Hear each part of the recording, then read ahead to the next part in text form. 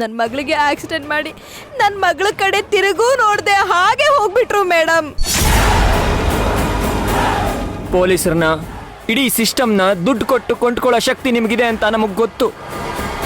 ಆದರೆ ನನ್ನ ಮಗಳ ಜೀವನ ವಾಪಸ್ ಕೊಡೋ ಶಕ್ತಿ ನಿಮ್ಗಿದೆಯಾ ಮೇಡಮ್? ಇದೆಯಾ? ದಯವಿಟ್ಟು ಸಮಾಧಾನ ಮಾಡ್ಕೊಳ್ಳಿ. ನಮಗೆ ಈ ವಿಷಯದ ಬಗ್ಗೆ ಏನೂ ಗೊತ್ತಿಲ್ಲ. ಇವತ್ತೇ ನನ್ನ ಮನೇಲಿ ಈ ವಿಚಾರನ ಮಾತಾಡ್ತೀನಿ. ಹಾಗೆ ಮಗು ನೋಡಿ, ನೀವು ನಿಮ್ಮ ಅತ್ತೆ ಜೊತೆ ಮಾತಾಡಿದ್ರು ಸರಿ, ಬಿಟ್ರು ಸರಿ, ನಾನ್ ಮಾತ್ರ ಈ ವಿಷಯನ ಸುಮ್ಮನೆ ಬಿಡೋದೇ ಇಲ್ಲ. ನನ್ನ ಮಗು ಮೇಲೆ ಆಣೆ ಮಾಡಿ ಹೇಳ್ತಾ ಇದ್ದೀನಿ, ನನ್ನ ಮಗಳು ಕ್ಷಣ ಕ್ಷಣ ಅನುಭವಿಸ್ತಾ ಇರೋ ನೋವ್ಗೆ ನಿಮ್ಮತ್ತೆ ಹೀಗ್ ಮಾಡಬಾರ್ದಾಗಿತ್ತು ಅಂತ ಪ್ರತಿ ಕ್ಷಣನೂ ನರಳಬೇಕು. ಹಾಗ್ ಮಾಡೇ ಮಾಡ್ತೀನಿ.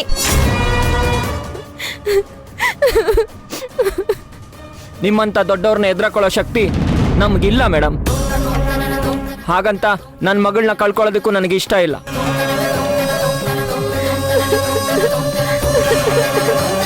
ಈಗ ನನ್ನ ಬೇಡಿಕೆ ನಿಮ್ಮ ಹತ್ರ ಇಷ್ಟೇ, ಮಾಡಿದ ತಪ್ಪಿಗೆ ಅವ್ರಿಗೆ ಶಿಕ್ಷೆ ಆಗಬೇಕು.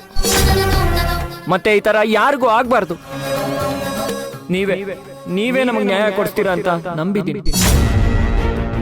ನೀವೇನು ಯೋಚನೆ ಮಾಡಬೇಡಿ.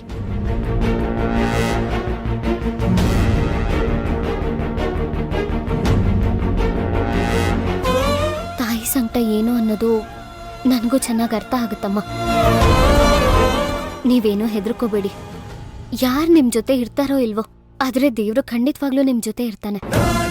ಈ ತಪ್ಪು ನಮ್ಮ ಅತ್ತೆಯಿಂದಾನೇ ಆಗಿದ್ರೆ ಅವ್ರು ಅದಕ್ಕೆ ಶಿಕ್ಷೆ ಅನುಭವಿಸ್ಲೇಬೇಕಾಗುತ್ತೆ. ನೀವೇನು ಯೋಚನೆ ಮಾಡಬೇಡಿ, ಮಗು ಹುಷಾರಾಗ್ತಾಳೆ. ಡ್ಯಾಡ್. ಓ ಸಿಂಧು, ಏನಮ್ಮ ಹಾಸ್ಪಿಟ್ಲಲ್ಲಿ? ಡ್ಯಾಡ್, ಅದು ಏನ್ ಹೇಳ್ಬೇಕು ಅಂತಾನೆ ಗೊತ್ತಾಗ್ತಿಲ್ಲ. ಅಲ್ಲಿ ಮಗು. ಅಲ್ಲಮ್ಮ, ನೀನ್ ಯಾಕೆ ಇಲ್ಲಿಗೆ ಬಂದೆ? ಅಂದ್ರೆ ನಿಮಗೆ ವಿಷಯ ಗೊತ್ತಿತ್ತಾ? ಮತ್ ಯಾಕೆ ಡ್ಯಾಡ್ ನನಗೇನು ಹೇಳಲೇ ಇಲ್ಲ? ಏನಂತ ಹೇಳಿಮ್ಮ?